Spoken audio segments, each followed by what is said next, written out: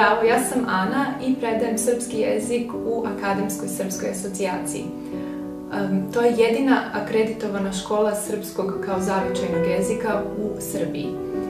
Do sada sam imala prilike da predajem srpski jezik preko Skype-a učenicima iz Argentine, Australije, Italije i radujem se novim poznanstvima sa učenicima i ljudima širom sveta koji žele da nauče nešto više o srpskom jeziku, ali i o srpskoj kulturi, istoriji, književnosti, tradiciji.